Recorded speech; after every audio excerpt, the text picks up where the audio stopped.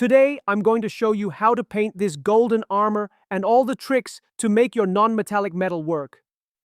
To do this, we are going to use one of the miniatures from the new faction of Corvus Belli's Warcrow game.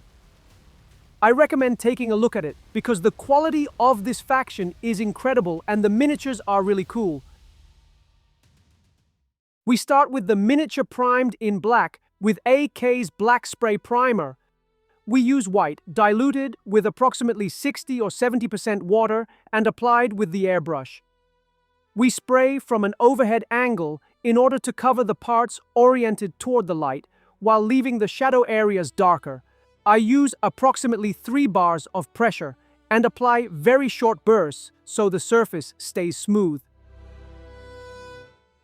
Next, we use dragon blood with approximately the same dilution, but this time we spray from below. The key to this step is to paint the entire shadow area with a purplish tone. We are going to apply the base layers using the Quick Gen paints, which are translucent paints that will respect the pre-illumination we created in the previous steps. Giving the shadows a purplish tone will make them look deeper once we apply the Quick Gen layers. We use Quick Gen Solar Yellow, diluted with approximately 10% water, and with a large, well-loaded brush, we cover all the surfaces we want to appear golden. This paint will appear lighter in the areas we painted white and darker with a different hue in the purplish areas. Because of that, this first step gives us a base layer with much more light value and color information than if we had simply applied a flat color directly.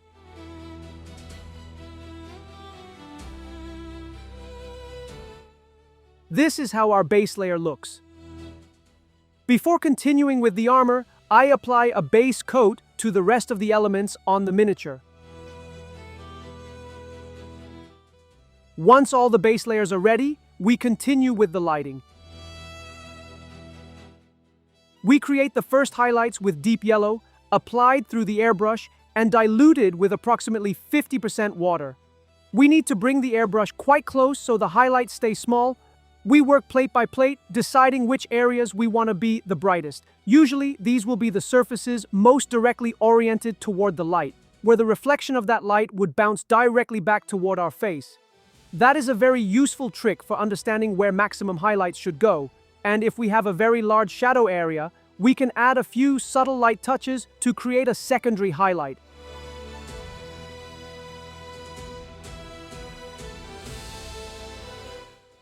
With this step, we have created a quick pre-lighting effect. Next, we make an approximate 50-50 mix between these two colors. We dilute the paint with around 15 or 20% water so it flows well without losing coverage. With this mixture, the first thing we do is edge highlight the armor. We need to paint the edges almost completely. Apply very little pressure with the brush so the lines stay thin. As we approach a shadow area, instead of painting the edge completely, we switch to stippling. This prevents the edge highlight from ending abruptly and creates a smoother gradient effect. We also generate plenty of texture using dots and lines in the shadow areas and midtones so they do not look flat and instead feel worked from the very beginning. At the same time, we homogeneously mark the areas we want to be the brightest. Remember, these are the points where light bounces off the surface and reflects directly toward our eyes. A very useful trick is to place the miniature under your desk lamp and take a photo while it is still primed. You can then follow those maximum highlight points during the painting process. After this step, the armor already looks much more defined and contrasted. To continue enhancing the contrast, we use golden yellow diluted with 50% water and applied with the airbrush. Again, we work on the maximum highlight points, but this time we bring the airbrush even closer. It is extremely important that the highlights remain very small. One of the keys to achieving convincing non-metallic metal is creating a very strong contrast between light and shadow. By pushing that contrast, the metallic effect starts to become visible. Before continuing with the armor, we paint these first highlights on the rest of the elements of the miniature as well. This is very important because the next step will be a unifying wash that will make all the elements feel like part of the same cohesive piece. For that reason, it is very important that all the materials progress to the same stage as the armor. Now that we have all the elements advanced to the same point, we can continue with the process. We make a mixture using these 3 oil paints to obtain a dark tone that is not overly saturated, and we apply it very diluted. Diluted oil paints flow extremely well into the recesses and can later be cleaned with thinner using a cotton swab or a sponge. This allows us to clean the light areas much more effectively.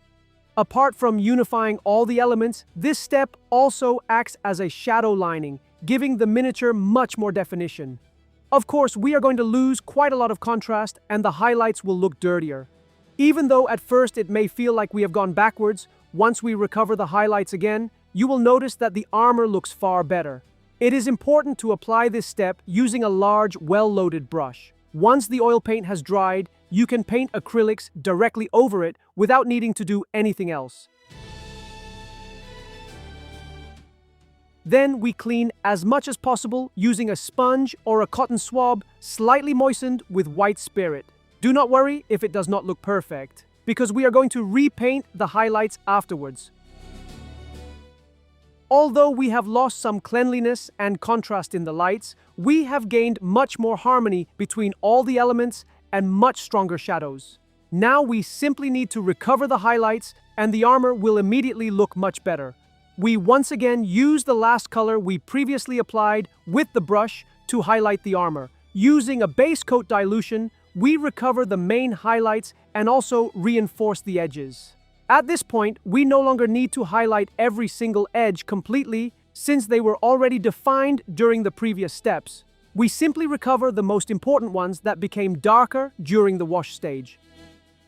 Next, we dilute that same color into a type 2 glaze, approximately 60 or 70% water, with the brush very discharged. We begin the brush stroke in the mid-tone area and drag it toward the light area. This allows us not only to enhance the highlights, but also to soften the gradients. I explain all of these types of techniques in dedicated videos on my Patreon channel. If you want to continue learning, you can check it out. I will leave the link in the description. Next, we create an equal mix between these 2 colors to continue highlighting. This step consists of doing exactly the same thing as before, but drastically reducing the size of the highlights. To achieve a believable non-metallic metal effect, it is extremely important that the contrast between light and shadow is very strong. However, contrast alone is not enough. We also need the highlights to become dramatically smaller. Shiny objects concentrate light into very small points, and they do so very abruptly. Matte objects, on the other hand, not only have less contrast between light and shadow, but their highlights are much broader and transition much more gradually. Because of that, even if the armor has good contrast, it still will not look metallic unless we reduce the highlight size correctly. Thanks to the fact that we have painted stronger highlights in a very small space, the metallic effect is already starting to appear, but we still need to push it further.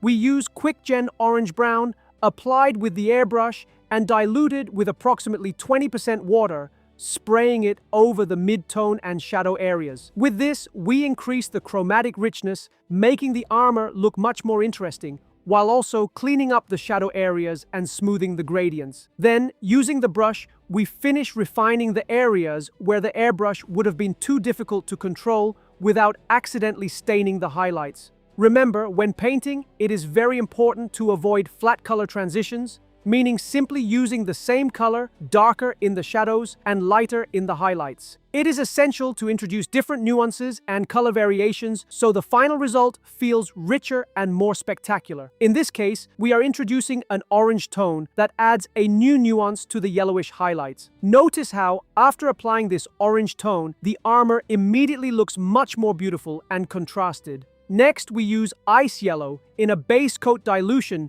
to continue strengthening the highlights. Just as the contrast between light and shadow is extremely important when painting non-metallic metal, having strong highlights along the edges is equally important. The edges are where shiny objects tend to concentrate the most intense reflections. For that reason, a reflective metallic surface needs very powerful edge highlights. Of course, now that we have a very light color, I recommend that you do not make the size of the highlights very large. If, at this step, you paint all the edges too broadly with this color, all the edges will look very white, and no area will appear to be truly shining. To make this step read as a highlight, it is very important that the light remains small so that it is surrounded by the darker edges around it. Again, we dilute the color we were using into a Type 2 glaze to continue enhancing our highlights. Remember that glazes are applied with a very discharged brush, and because we are working with glazes, we have total control. The more passes we apply in one area, the stronger the highlight will become. Of course, you have to work in a very small space so that the light remains concentrated in a tiny point and simulates the reflection of light on a shiny surface. We use ivory in a base coat dilution to work on the final sparkles. Notice how I now apply them in an extremely small space so that they truly simulate reflected light. Non-metallic metal is an exercise of faith. The effect usually does not become visible until the final stages, because that is when we finally have enough contrast for the material to appear shiny. So, do not worry if you cannot fully appreciate the effect during the earlier steps. Simply follow the process and trust it through to the end. Again, we dilute that same color into a Type 2 glaze to finish refining and enhancing the final highlights. At this point, the effect is already convincing and the contrast is very strong, but we can push it even further by adding tonal variation to the shadows and midtones. We use this dark purple wash diluted with approximately 10% water and applied with the airbrush to spray the areas that we want to be the darkest. Apart from adding depth to the shadows, it also cleans them up and gives them a much richer appearance. We do the same with this reddish wash, but instead of spraying the maximum shadow areas, we apply it to the midtones close to the shadows. In other words, the area right where the shadow ends and the midtone begins. You can also do these steps using glazes, but it will take much longer. That is why, if you have an airbrush, I strongly recommend using it for this stage. Finally, we apply Type 3 glazes, roughly 80% water, using this yellowish tone. With a very discharged brush, we apply a few passes right where the light area ends and the midtone begins. This yellowish tone not only cleans up the transitions, but also makes the light appear much more powerful. At this point, we would simply need to paint the rest of the miniature so that the armor feels perfectly integrated with the whole piece. Remember that the general wash we applied earlier helps everything feel balanced and unified. This is the final result of the video. I hope you enjoyed it, and if you did, feel free to let me know in the comments. Also, follow me if you are not already. Having said all that, I'll stop rambling on now, and I'll see you next time.